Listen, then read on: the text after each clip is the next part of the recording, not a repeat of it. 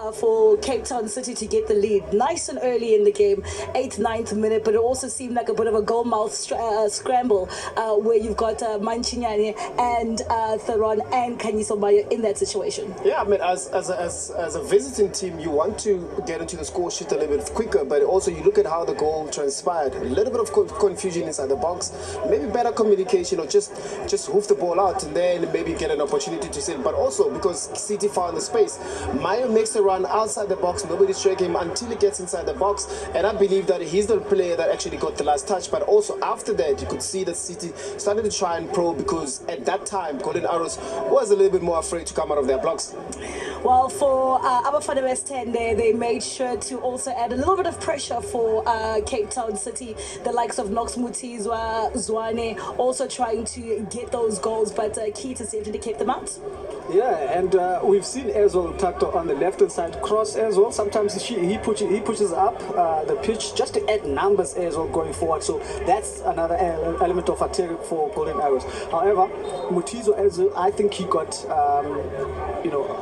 close to scoring when of course he hit the side net, but I think he was close enough to be the threat. And with Golden Arrows right now, knowing that they are putting Capetown City under pressure, what does Mabuti Kanyeza and Eric Tinkler do now in this half, especially when you look at Mabuti Kanyeza trying to get back to winning ways somehow, somewhat? I think for Mabuti Kanyeza will be immediately in that midfield. Whenever you have the ball, turn around, make sure that you find Mutizu, because he is always on the edge, on the shoulders. He will beat that offside trap. You need to put him more. And also the finding space and time on the left-hand side, the right-hand side, where Van Rooyen is playing, and that needs to be very, very profitable for them. And this is also one of the mistakes from a clearance from Kit.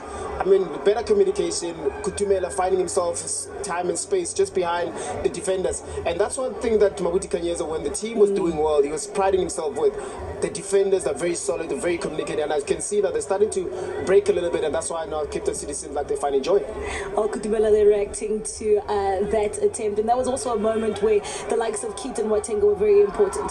Yeah, I think Watenga, they of course, got caught by surprise with that ball being played in there. However, I think Kutumela's anticipation as well, but Mayo is the man that has been showing a bit of a threat going forward as well. But City trying to play those intricate passes inside, in and around that box. However, they must use the width more, especially when you have a player, of course, like Mayo and Kutumela.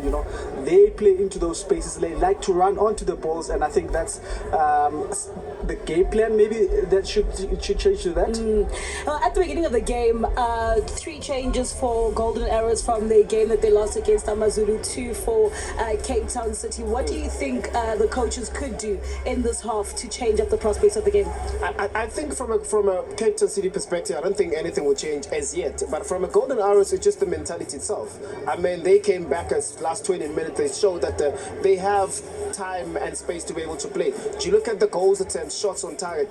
Still, Capetown City dominating in that. So there's a lot of dominance from first half, even the position itself. So Capetown Golden Arrows needs to do a little bit better in the second half. Sibia needs to be more on the ball to be able to find those passes, and Dwande needs to come back into the game and help in that midfield, because I don't think he's doing much to help Dube in that midfield. Well, for the travelling citizens, they are in the lead after the first half. Can Golden Arrows come back in the second half and perhaps deny the citizens that wish that they want to go to the top of the DSTV Premiership log standings just for a moment? We do return with the second half from Mpumalanga Stadium.